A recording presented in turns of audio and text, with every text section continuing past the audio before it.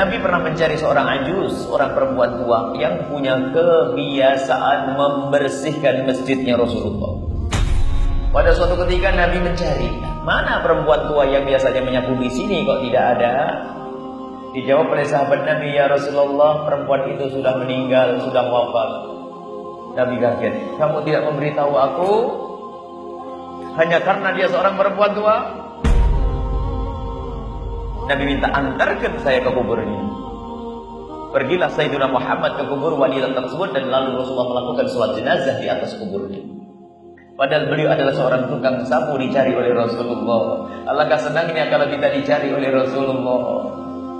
Jadi yang menjadikan kemuliaan kita adalah hati.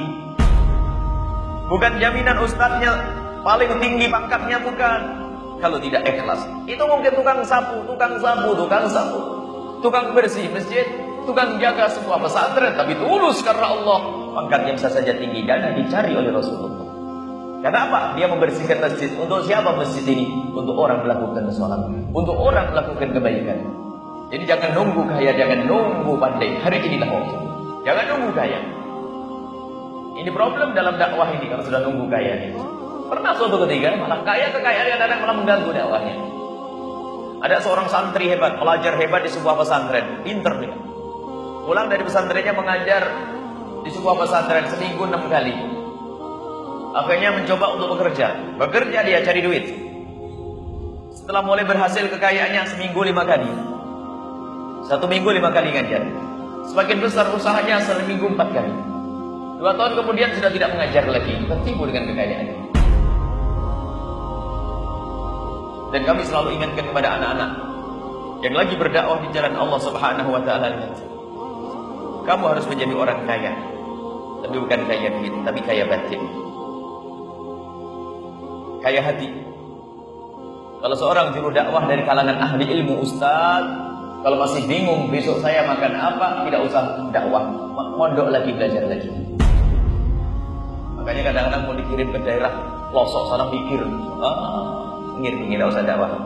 Masih bingung makan apa di sana, ini problem. Ini dari dasarnya yang pertama tadi sudah salah biasanya. Makanya kalau saya dakwah harus kaya dulu. Siapa yang mengatakan dakwah harus kaya dulu? Ya kalau kamu menjadi kaya, dikasih duit, dikasih rezeki oleh Allah. Kalau tidak berdakwah. Problem. Jadi dakwah yang pertama adalah hari ini. Tidak usah nunggu kaya, tidak usah nunggu pandai. Mungkin ada yang berkata, saya tidak kaya, saya tidak punya ilmu. Lalu kamu punya apa? Saya hanya punya tenaga dan saya punya mobil. Dengan tenaga dan mobilmu mengajak orang kepada kebaikan.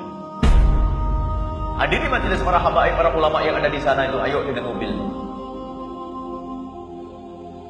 Hadiri dengan mobilmu.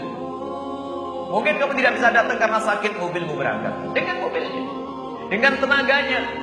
Tenaga, bagaimana memberitahu, ayo pengajian keliling, dengan tenaganya. Dengan ide pikirannya, bagaimana agar dakwah ini maju, bagaimana agar dakwah ini maju. Tanpa harus dengan ilmu agama. Mohon maaf, pengajian kita hari ini pun saat ini didengar oleh orang penjuru dunia.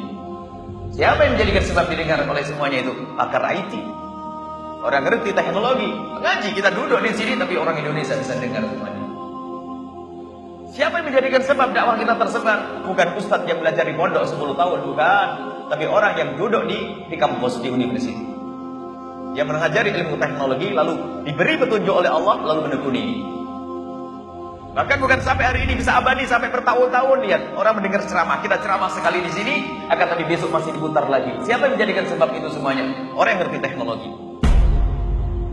Dia bukan seorang ustaz, dia tidak punya ilmu agama, tapi dia punya keahliannya, tapi digunakan untuk kebaikan. Lihat, ilmu ustaznya pun bermanfaat gara-gara itu.